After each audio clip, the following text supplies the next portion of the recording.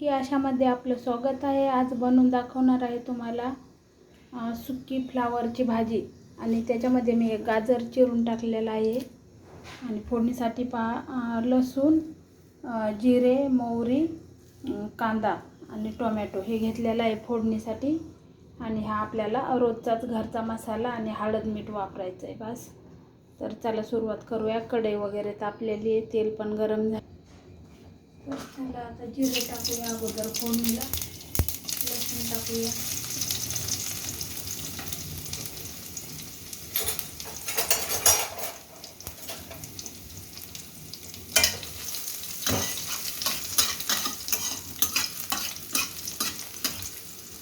लसूण जिरे लाल झाले की मोहरी टाकायची। आता लसूण जिरे लाल झाले तर आता कांदा टाकूया। कांदा चांगला लाल परतून द्यायचा। तर आता कांदा वगैरे झालाय छान परतून, आपला लाल कांदा परतलाय। आता याच्यामध्ये टाकूया टोमॅटो,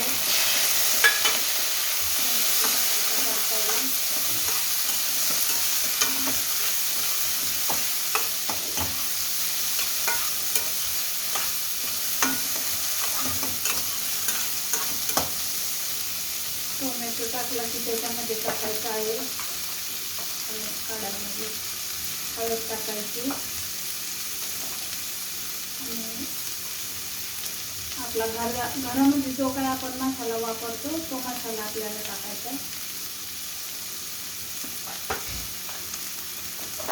थोडीशी धना पावडर आहे, नाही टाकली तरी चालतं, म्हणजे मला सवय येते ते धने पावडर वगैरे टाकायचं, मसाला वगैरे।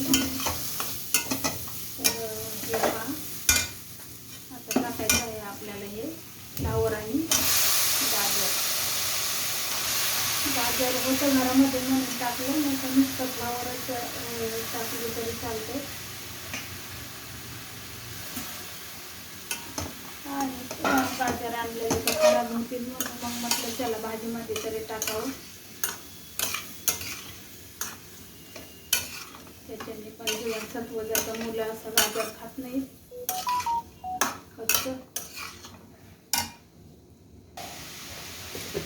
आता त्याच्यामध्ये टाकायचे चवीप्रमाणे मीठ टाकायचे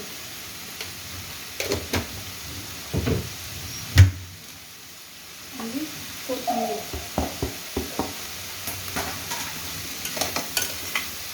छान असं परतून झालं,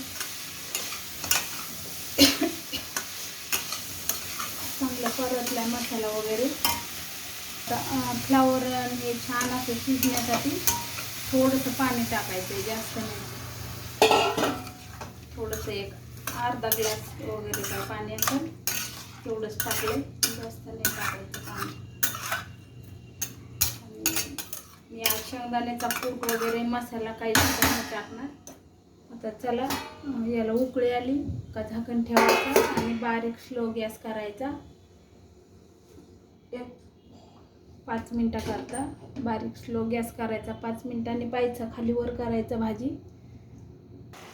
तर हे पहा आता आपली भाजी झाली आहे तयार। हे पहा एकदम बारीक स्लो गॅस करून ठेवला, झाकण ठेवलं वरती का पाणी काय आटत नाही आणि छान अशी फ्लावर गाजर छान आपलं हे पहा लगेच शिजून निघलं। हे पहा छान असं शिजून निघलंय।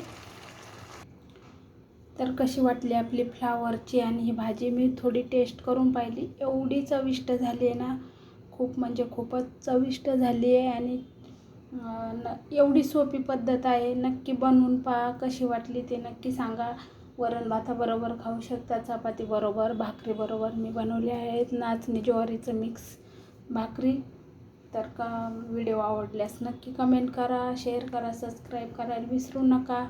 व्हिडिओ पाहिल्याबद्दल खूप खूप धन्यवाद।